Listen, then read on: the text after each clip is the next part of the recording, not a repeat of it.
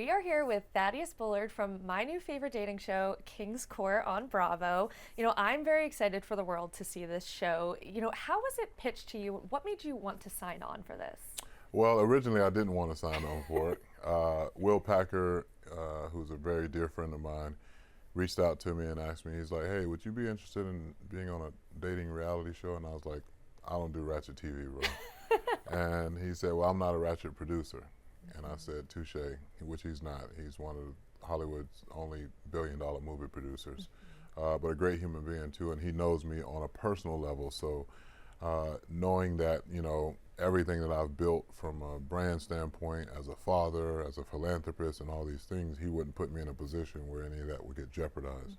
So he put me on the phone with casting and said, just talk to them, no pressure at all. See if if it's something you want to try. And they sent me a few episodes of Queen's Court, and so I watched through that. I was like, oh, this is not ratchet at all. It's actually pretty good. And I actually watched it with my kids, and then after the last episode, I was like, so this is kind of the premise of what they want me to do. I don't know who the other celebrities are. I don't know who the women are, but would you guys be okay with me being on the show? And they said, yeah. And I said, okay, cool. Are you excited to show them, how everything played out? Have they seen any of the episodes yet? They haven't seen anything. Okay. So I have 3 kids. My oldest son plays football at UCF. My youngest son plays football at Florida, which is where I played. And then my daughter plays basketball at UMass.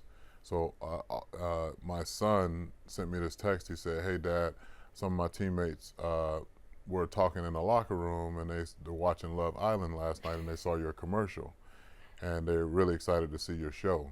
And I was like, well, if I can get college football players interested in Kings Court, then there's no reason why the Bravo universe and everybody else wouldn't be interested in Kings Court. Definitely. Yeah. Are you in on any other dating shows? Have you been watching any? I haven't. You've never seen one No, before? I don't really watch reality TV that much, and so I've had to actually do a lot of homework in regards to like what's what. But I do know Love Island is like killing it right now, and all of my kids watching it. So I'm gonna have to go back and binge watch up to this point to kind of figure out. I just know the exciting part about what they're doing right now is that they're on an island, and yes.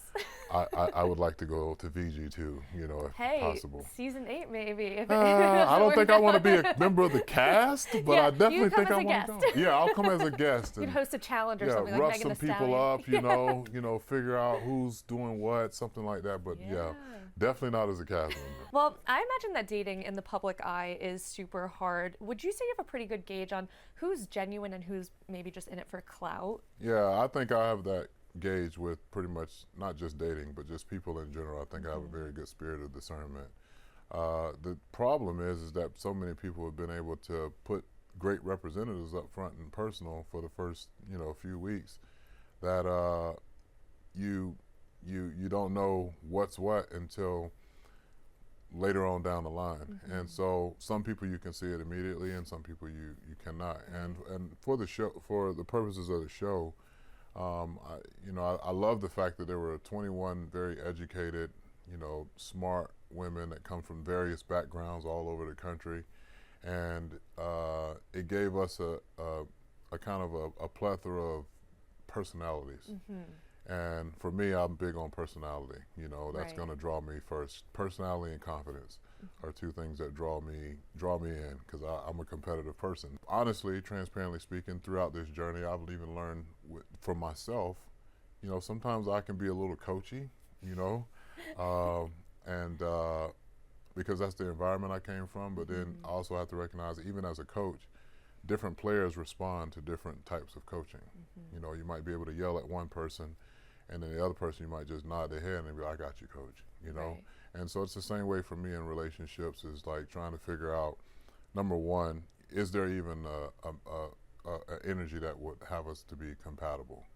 And then the second thing is, like, I'm not looking for a companion. Like, I have 5 dogs at home.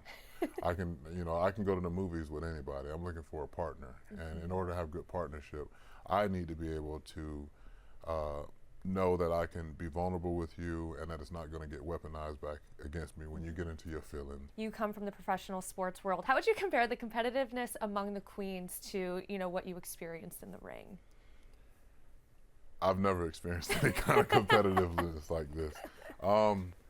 The other part is about this is it's sometimes I think people got lost in the fact that it is a competition, and we don't have a whole lot of time to kind of figure out who's got a connection with who and who might be a good fit for who as well. It's either envy or jealousy or whatever resonates instead of competition.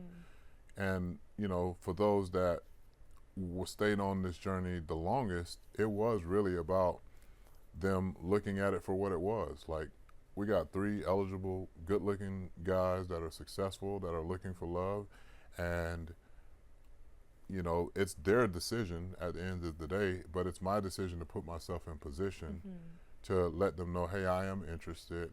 This is why I'm interested. It's not nothing. I mean, yeah, I'm a fan of what you do or a fan of where you come from, but I'm really more so interested in getting to know you. And I think that's the secret sauce to the entire show, is that people at home will recognize right away who's there for a good time and who's there, to get their Instagram followers up or whatever, and then who's there genuinely looking for a partner. There were some tense conversations, and particularly with Carlos, who was forced to address his infidelity because Lexi had run a Google search. Yeah. By the time I was 20, and it was great. But I didn't really know what I was stepping into when I got to the NBA. And I started getting a lot of attention from people that were just different. Then I slipped and I fell, and I had infidelity and I cheated. It really broke up my marriage, and I had to go get help. What do you think about that? At what point do you talk about that kind of stuff? Yeah, I think it's, number one, very distasteful that Lexi did that. I think to nobody that was in that house, that out of the 24 people that were in that house, the 3 kings or the 21, came in there with no past history. Carlos has been very open and honest about his infidelity, as have I, in my regards to my divorce. If anything, they open up an opportunity for us to actually show the world, hey, this is what recovery from trauma and tragedy looks like, and making bad decisions in our younger life. It's talking about something that happened 20 years ago. So if you Google something from anybody from 20 years ago and to now, 9 times out of 10 they're going to be a different person. Him and his ex-wife are best friends, both of his ex-wives. He's an amazing father. His kids are flourishing. He has a great relationship with them. Why would you try to discredit somebody with their past when we're sitting right here in the future? I really love to see you connect with Ariel, especially after she opened up about being a single mom to an autistic son. My son has autism, and I've been trying to get so many resources for him in the school, and it is so hard. I've had to move him twice because of the lack of competence and the lack of resources for him. I do a lot with kids with special needs and operate with a school called LIFT. What can you tease about how this connection will play out this season? I really have a great connection with Ariel, and her having a child didn't bother me at all. To me, that was never going to be a deciding factor as to whether or not I was going to pursue a relationship with her or anybody, whether or not they had children. The thing that would have derailed me would have been if she wanted to have more children. And the fact that she was okay with not having any more children made that connection even stronger. And you'll see throughout the course of this journey that we genuinely connected, and we had our tiffs, but it was just definitely a twinkle in my eye when I talked about her and talked to her, and same vice versa. Yeah, you could definitely see the spark there watching it on the screen. You can always tell when people immediately connect as opposed to, when something's maybe not in it for the long haul or something awkward, is. Yeah, exactly. She snuck a kiss though. She did. You see the teaser, people been, because one of the things my kids, actually Carlos's kids told him too, don't be out here kissing everybody. Don't be out here, and my whole thing when I talk to my kids is don't be out here, don't be out there embarrassing us. And so that's the first thing they say, hey, don't be out here embarrassing us. Yeah. And so, yeah, if you look at when there's a kiss on the teaser, and everybody's like texting me and saying, oh, you kiss, how many people you kissed? And so I was like, first off, I didn't kiss her. She kissed me. Yes. Yeah. I didn't not like it, but caught me by surprise. Even that fun moment, because I think I even said at that time, so you just going to steal a kiss, huh? You're just going to take one from me. But yeah, we had, I had a lot of fun with Ariel.